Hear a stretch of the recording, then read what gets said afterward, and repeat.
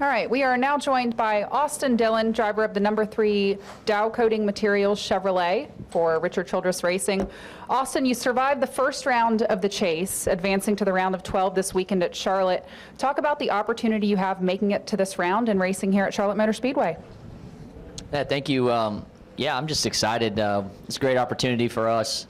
Home track here. I feel like I've had some success in the past, and one of my better tracks as far as my average finish, and I'm comfortable here. So actually the next 3 races are some of my favorite tracks, and including Talladega. It's been good for me. So I'm in a really good mood and just excited to get the weekend started. All right, we'll go ahead and open it up to questions. Please raise your hand if you have a question. We'll start with Tom Jensen. Good morning, Austin. Tom Jensen, FoxSports.com. How important is it to win one of these first 2 races so you don't have to count on a good finish at Talladega? I think it's important, but I think you can still have a really good finish at Talladega.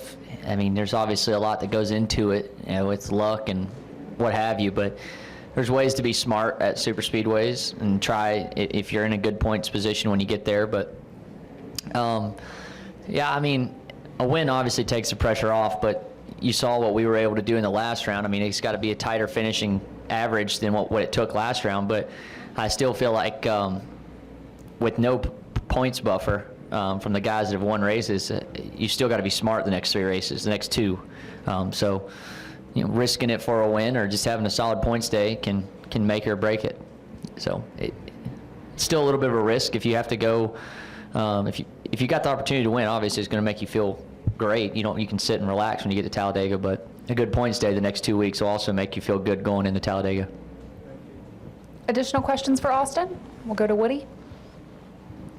Woody Kane with MRN. Austin, when you approach these races and this chase in general, are you a guy who's a glass half empty guy and think what might happen, or a half full guy who thinks what I can do at a specific track or through the course of the chase?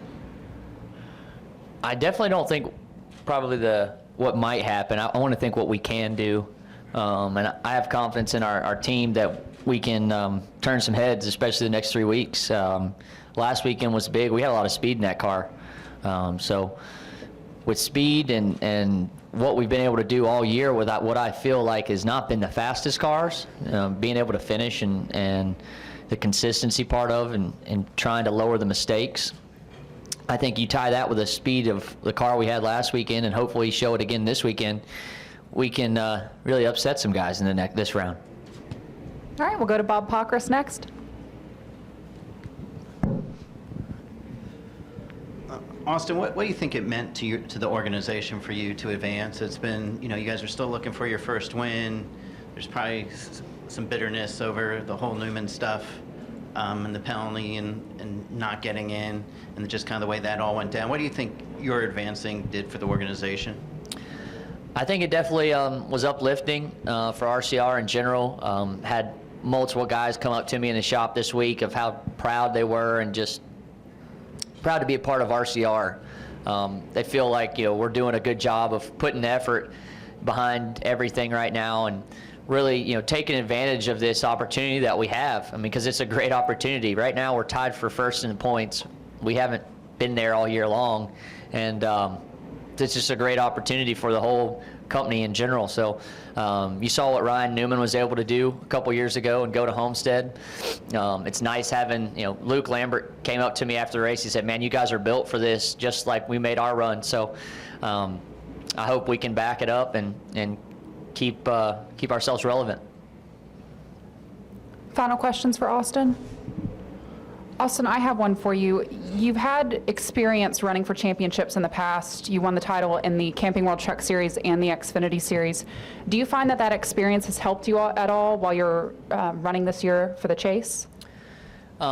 Sure, yeah. I think, been to Homestead twice and raced for championships, so I've had that feeling, and definitely last weekend was one of those sink or swim kind of feelings going into the race, and we were able to accomplish, it felt like winning an Xfinity championship, making it to the next round in the chase. So I feel like I'm comfortable in that situation, and I'm comfortable because of the group we have at RCR, and You know, just I feel like we can do this, and I'm prepared for it, and I like that. I like that situation. I know what it takes, and I feel like it's just gonna be one of those things that's gonna come to us, but we still have to perform when we have to perform.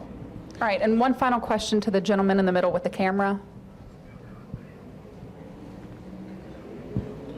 Austin, Mike Solarte, Time Warner Cable News. It sounds like, and correct me if I'm wrong, but it sounds like you're kind of putting yourself in a bit of an underdog role going in. But as you said, you're tied for first in the points coming into this week. So really, is there an underdog as you go forward in this round of the chase?